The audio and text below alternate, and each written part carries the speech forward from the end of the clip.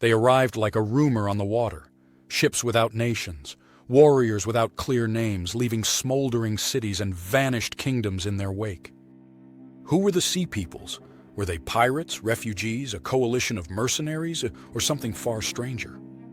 Tonight we trace their wake, from the last golden age of the Bronze World to our modern shores of scholarship, and attempt to answer history's most stubborn question: who sailed the seas that shattered empires?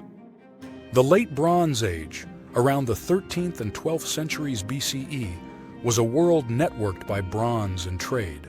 Palaces hummed with grain, timber, and silver. Palatial centers from Mycenae to Thebes, from Hattusa to Ugarit, linked by sea lanes and caravans, fed an elite culture of writing, artisans, and kings who expected stability. But beneath this glitter was strain, bad harvests, shifting trade, and rising bands of desperate men and women. When the network snapped, whole civilizations unraveled, and in the storm's eye came the Sea People.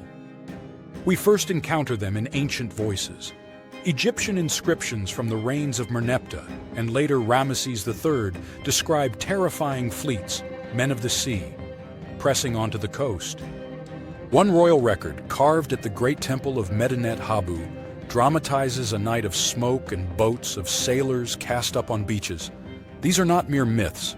They are the victor's record of a catastrophe that transformed the map. Between roughly 1250 and 1150 BCE, a cascade of palace destruction spread across the eastern Mediterranean.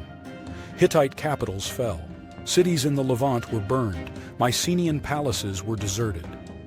Economies based on administered trade collapsed, and writing, the script of palaces, faded. Scholars call this the Bronze Age collapse.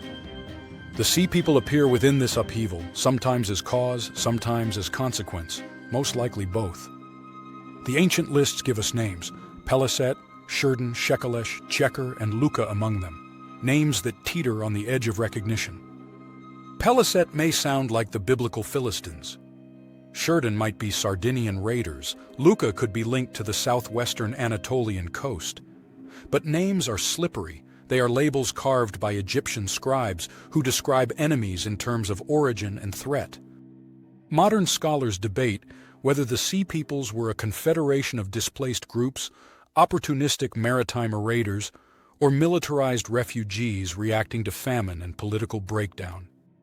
Archaeological digs reveal destruction layers: burned floors, collapsed walls, abandoned hearths. Across cities from Ugarit to Ashdod, some sites show abrupt cultural change. Pottery styles shift. New burial practices appear. In parts of the southern Levant, archaeologists find traces of Aegean-style pottery and new architectural types that some link to incoming people, the same people who might have been called Sea People in Egyptian texts. One group often singled out is the Peliset, perhaps the Philistines.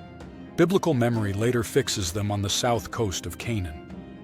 Archaeological sites like Ashkelon, Ekron, and Gath reveal material culture with Aegean echoes, certain pottery shapes, diet shifts, even architectural motifs. Some scholars see a migration of Aegean-linked people who blended into Levantine life and later became the Philistines remembered in Scripture. Why did they move? Theories multiply.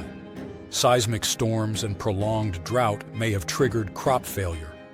Disrupted trade made coastal raiding attractive. Exiled mercenary soldiers or refugees from the collapse of states. All plausible threads. Climate proxies show regional aridity spikes in the 12th century BCE. Settled populations may have been pushed to the sea. In short, a complex web of push and pull forces produced the dramatic human movements we glimpse as the Sea People.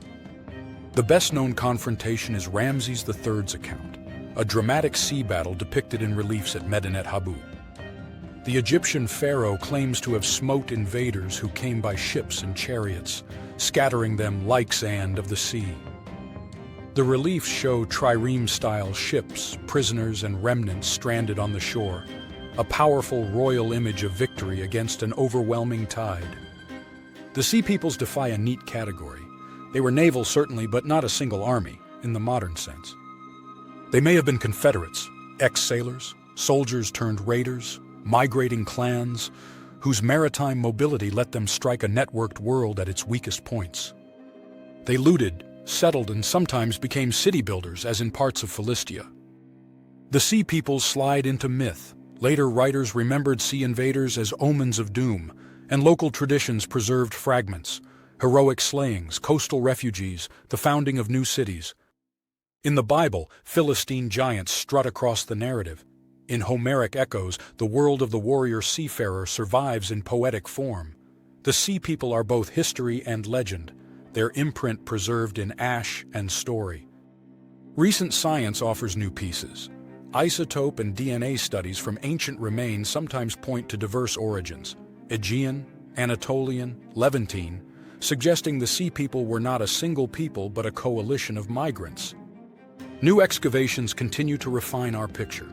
Pottery, ship remnants, and coastal fortifications all tell a story of adaptation, not merely annihilation. The Sea People are a mirror. In the death of palaces and the rise of new towns, we see how networks break and remake themselves. We see migration, violence, resilience. The mystery endures because human movement resists tidy explanations. It is messy, desperate, imaginative. Perhaps the right answer is a compound one. They were refugees and warriors, opportunists and settlers, ruiners and founders. Their ships brought both ruin and renewal, and the world that rose from those ashes would take the form of a different age. If you found this voyage through smoke and salt water revealing, subscribe for more mysteries of the ancient world.